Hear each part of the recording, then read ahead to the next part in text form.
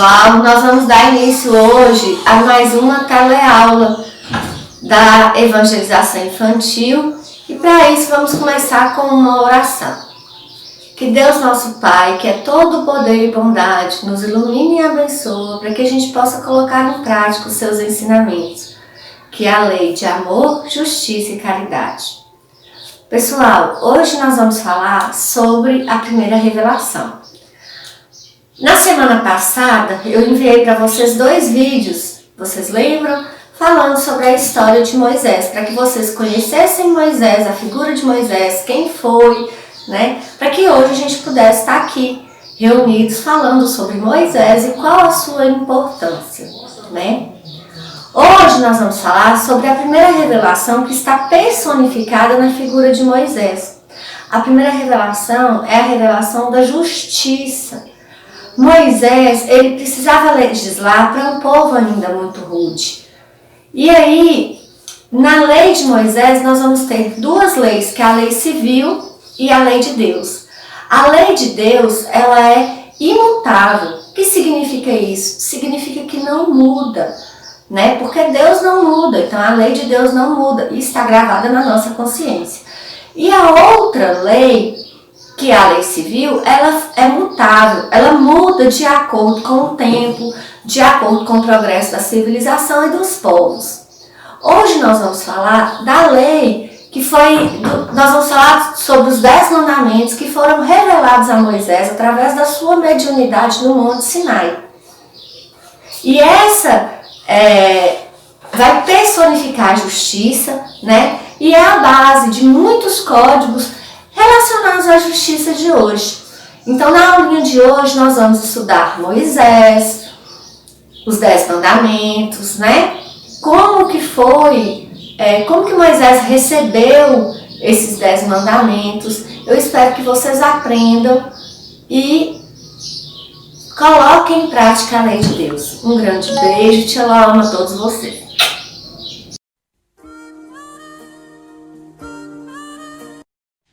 Boa noite. Então, hoje estamos falando a respeito das revelações. A primeira revelação foi dada por Moisés. Mas, tia Ló, o que é revelação divina? Revelação divina é um conjunto de informações que mostram o caminho certo a seguir para a felicidade. Deus dá essa responsabilidade a espíritos que têm competência no plano espiritual. Existe uma programação reencarnatória e o espírito nasce com a missão de trazer as informações para o bem de todos que estão evoluindo no planeta Terra. A primeira revelação foi feita por Moisés. O nome Moisés significa salvo das águas. Mas por que esse nome? Porque naquele tempo, no Egito, existia o faraó, que era um homem ainda muito mau, muito arraigado no mal, chamado Amenófis. E esse rei mandou matar todas as criancinhas israelitas. E a sua mãe, com medo de que ele fosse morto, colocou num cestinho, no rio Nilo. Por isso, o nome dele é Moisés, salvo das águas, pois ele foi salvo pela princesa. Essa princesa resolveu criá-lo. Mas Moisés continuou a ver sua mãe. Ela foi trabalhar no palácio de babá da princesa. Então, ele recebeu uma inspiração para subir ao Monte Sinai. Lá no Monte Sinai, ele pegou 2 pedras também inspiradas por Deus e através da sua mediunidade apareceram os 10 mandamentos da lei de Deus. Mas o que é mediunidade? Mediunidade é a capacidade inata de comunicar-se com espíritos desencarnados. A mediunidade, ela pode ser aprimorada através do aprendizado e de mudanças de comportamento para o bem. Agora nós vamos ver o que estava escrito nas pedras. Primeiro mandamento: amar o teu Deus sobre todas as coisas. Segundo mandamento, não tomar o nome de Deus em vão. Terceiro mandamento, santificar o dia de sábado. Quarto, honrar pai e mãe. Quinto, não matarás. Sexto, não furtarás. Sétimo, não cometerás adultérios. Oitavo, não dirás falso testemunho. Nono, não desejarás a mulher do próximo. E décimo, não cobiçarás. Esses mandamentos informam os homens que eles devem amar a Deus, não roubar, não matar e não desejar aquilo que é dos outros. Esse texto foi adaptado do Evangelho segundo o Espiritismo para a Infância, escrito por Maria Helena Fernandes Leite.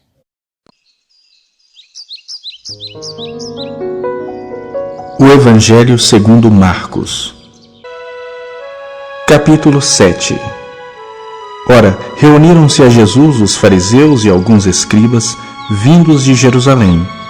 E vendo que alguns dos discípulos dele comiam pão com as mãos impuras, isto é, por lavar, pois os fariseus e todos os judeus, observando a tradição dos anciãos, não comem sem lavar cuidadosamente as mãos, quando voltam da praça, não comem sem se aspergirem, e há muitas outras coisas que receberam para observar, como a lavagem de copos, jarros e vasos de metal e camas, interpelaram os fariseus e os escribas: por que não andam os teus discípulos de conformidade com a tradição dos anciãos, mas comem com as mãos por lavar? Respondeu-lhes: bem profetizou Isaías a respeito de vós, hipócritas, como está escrito: este povo honra-me com os lábios, mas o seu coração está longe de mim. E em vão me adoram, ensinando doutrinas que são preceitos de homens. Negligenciando o mandamento de Deus, guardais a tradição dos homens. E disse-lhes ainda: jeitosamente rejeitais o preceito de Deus para guardardes a vossa própria tradição. Pois Moisés disse: honra a teu pai e a tua mãe, e quem maldisser a seu pai ou a sua mãe, seja punido de morte.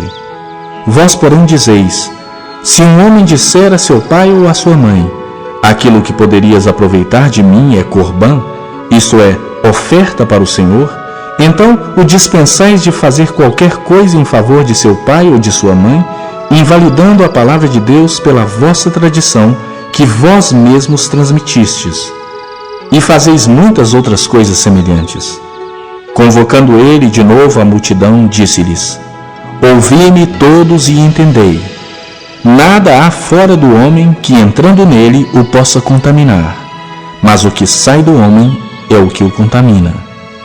Se alguém tem ouvidos para ouvir, ouça. Quando entrou em casa, deixando a multidão, os seus discípulos o interrogaram acerca da parábola. Então lhes disse: assim vós também não entendeis? Não compreendeis que tudo o que de fora entra no homem não o pode contaminar? Porque não lhe entra no coração, mas no ventre, e sai para lugar escuso? E assim considerou ele puros todos os alimentos. E dizia: o que sai do homem, isso é o que o contamina. Porque de dentro do coração dos homens é que procedem os maus desígnios, a prostituição, os furtos, os homicídios, os adultérios, a avareza, as malícias, o dolo, a lascívia, a inveja, a blasfêmia, a soberba, a loucura. Ora, todos estes males vêm de dentro e contaminam o homem. Levantando-se, partiu dali para as terras de Tiro e Sidom. Tendo entrado numa casa, queria que ninguém o soubesse.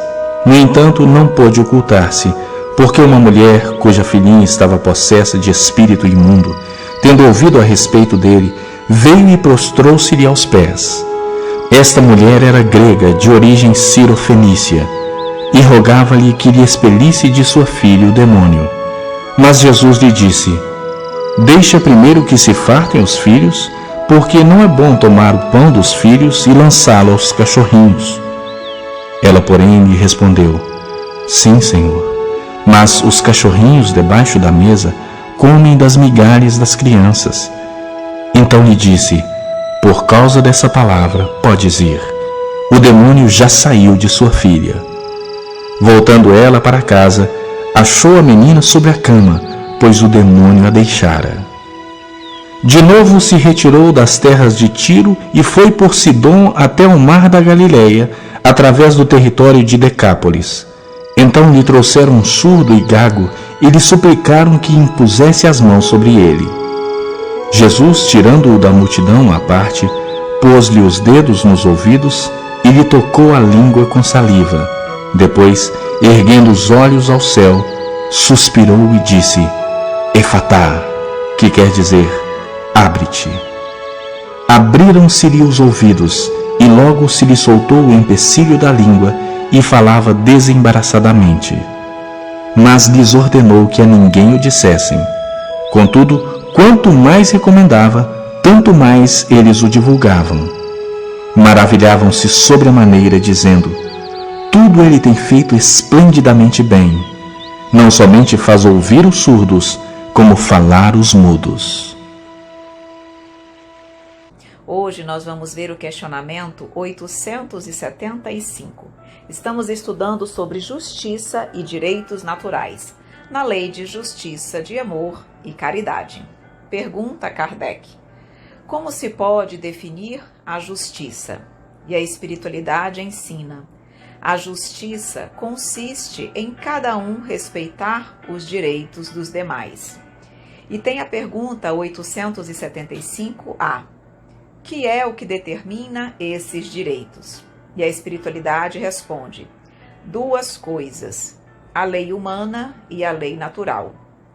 Tendo os homens formulado leis apropriadas a seus costumes e caracteres, eles estabeleceram direitos mutáveis com o progresso das luzes.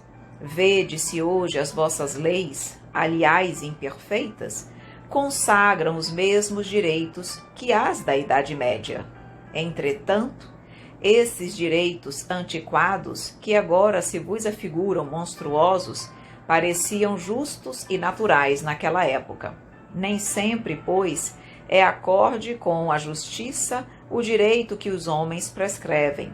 Demais, este direito regula apenas algumas relações sociais, quando é certo que na vida particular há uma imensidade de atos unicamente da alçada do tribunal da consciência.